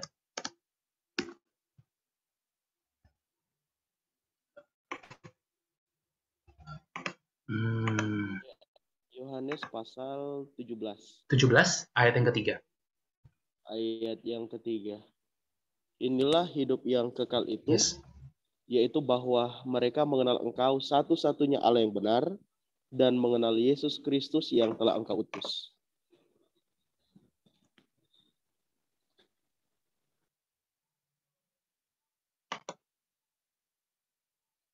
Oke, berarti hidup kekal itu apa? Jadi maaf teman-teman, ini sangat-sangat tidak terduga-duga ya. Jadi ceritanya ini tiba-tiba mati lampu, jadi untung mukaku masih terlihat dengan jelas kan. Oke. ini providensi Allah tetap berjalan ya. Amin. Ya tadi teman-teman dikatakan di ayat tersebut gitu ya, di Yohanes 11 ayat yang 3, bahwa inilah hidup yang kekal itu, yaitu bahwa engkau setelah yang benar dan Yesus Kristus yang telah kau utus. Teman-teman, ketika menjadi Kristen yang dibilang maksudnya pergumulan pertama tanda kutip apa sih? Bagaimana caranya selamat kan? Dan selamat itu apa sih? Menerima hidup kekal. Nah, Yesus jelaskan apa itu? Ya inilah hidup kekal itu bahwa mereka mengenal engkau. Hidup kekal itu adalah pengenalan akan Allah. Jadi ini suatu yang sentral yang sangat ditekan oleh Kristus sendiri. Jadi harus kita kejar memang. Gitu loh. Nah, cuma memang sekarang berikutnya lah. Jadi ini dalam perspektif kita sebagai orang Kristen secara umum, ini suatu yang harus dikejar ya. Sekali lagi ya, hidup kekal. Hidup kekal itu adalah pengenalan akan Allah. Jadi kita sebagai Kristen, setiap orang Kristen punya tanggung jawab untuk mengejar pengenalan akan Allah. Nanti harus ya, bagaimana dikatakan, dari umur tuh kamu harusnya udah bisa jadi pengajar, tapi sampai sekarang kamu cuma bisa makan bayi doang. Aku paling suka menelurkan ayat tersebut tuh dengan, coba cek ketika dibandingkan dulu waktu kita sekolah minggu, sama sekarang, pemahaman kalian tentang kekristenan ada bedanya nggak? Jangan-jangan nggak beda. Atau malah banyak yang lupa cerita-cerita Alkitab yang dulu diajarkan di sekolah minggu. Itu ironi loh. Dan itu dikecam oleh Tuhan. Yang seperti itu. Nah, itu dari perspektif kita, ini terlepas siapapun,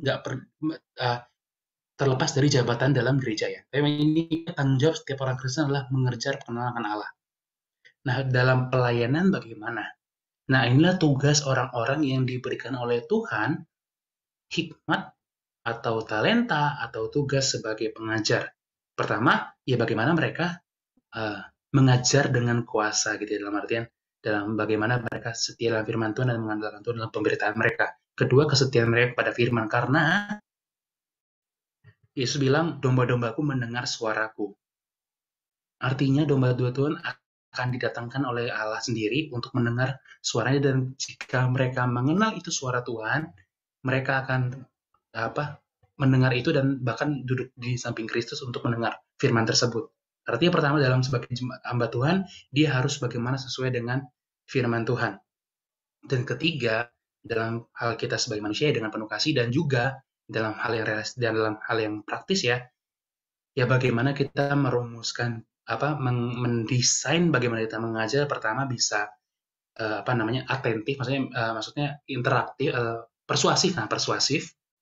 Bagaimana kita mengajak orang untuk diajak oleh kita untuk mendiskusikan hal tersebut. Artinya harus engagement ya, dari sebagaimana pengajar. Dan kemudian bagaimana itu harus dijabarkan dengan cara yang bisa dipahami oleh jemaat awam. Makanya tadi teman-teman, aku nggak ada pakai istilah-istilah yang terlalu teknis selain kata presuposisi. Karena kalau aku pakai istilah nanti problem of sense perception atau persepsi indrawi dan segala macam, itu kan terlalu ribet. Dan juga yang penting bukan istilahnya, yang penting adalah pengertiannya. Nah, makanya itu bagaimana kita ini tanggung jawab satu sebagai orang Kristen secara umum, terlepas siapapun itu, artinya termasuk yang jemaat, yang pendengar, itu punya tanggung jawab untuk terus mengejar pengenalan akan Allah, terus bertumbuh dalam pengenalan akan Allah, dan kemudian melalui pertumbuhan itu, melalui pengenalan tersebut diubahkan. Tapi sebagai yang pelayan yang dipanggil Tuhan untuk mengajar, punya semangat sendiri yang berberitakan firman dengan berapi-api. Dan bagaimana kita sebagai kalau yang mengajar ini yang coba aku terus hidupi ya, bagaimana kita bersama Paulus aku bisa berseru bahwa upah terbesarku adalah bisa memberitakan Injil. Itu sih aku yang selalu kupegang, itu bagaimana aku bisa bersama-sama Paulus, bisa sama-sama ngomong sama Paulus bahwa ya upah terbesarku adalah bisa memberitakan tentang Allah gitu loh. Beritakan firman setiap saat, baik atau tidak baik waktunya gitu. Jadi bagaimana ini memang kalau dari pengalamanku ya, itu memang struggle-nya tetap ya, struggle-nya hari lepas hari gitu ya. Nggak semua juga kadang-kadang nggak semua kadang-kadang mau mendengar gitu dan segala macamnya, tapi itulah bagaimana sebagai umat Tuhan itu salib yang harus kita pikul sih, harus terus berusaha. Oke, mungkin aku harus perbaiki di sini lagi, aku harus memperbaiki caraku seperti ini lagi gitu dan segala macamnya.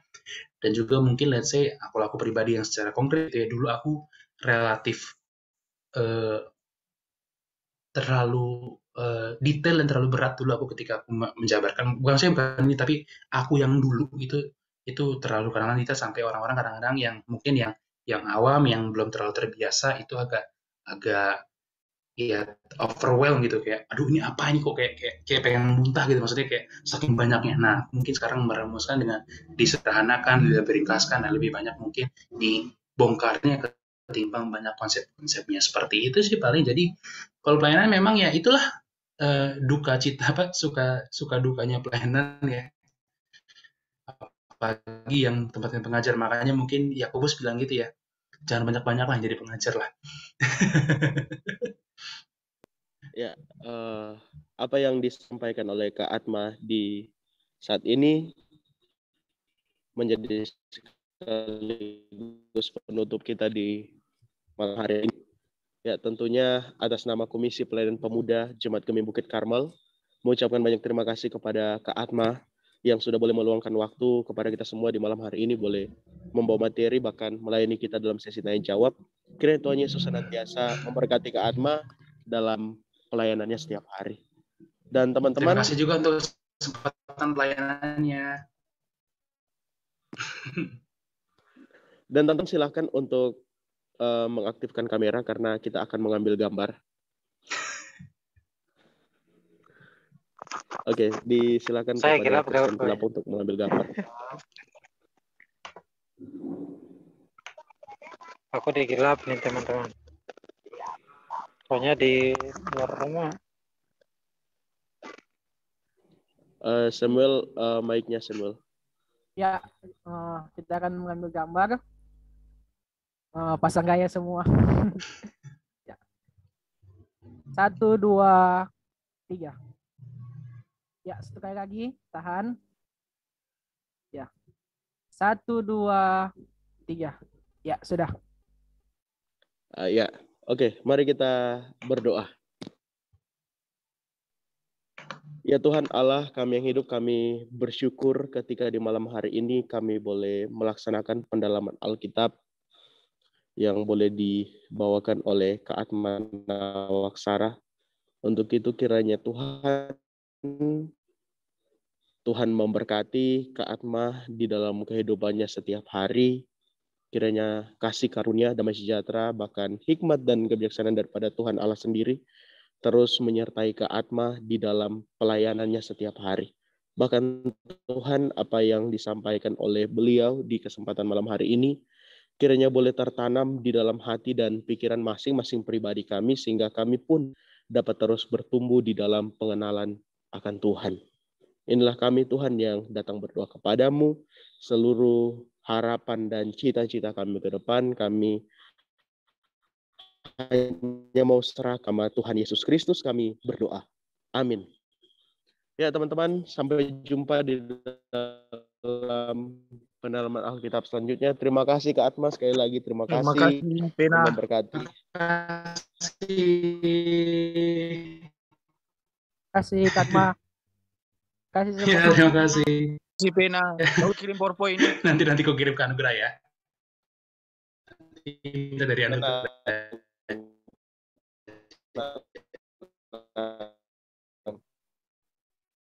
Ya, makasih Mas.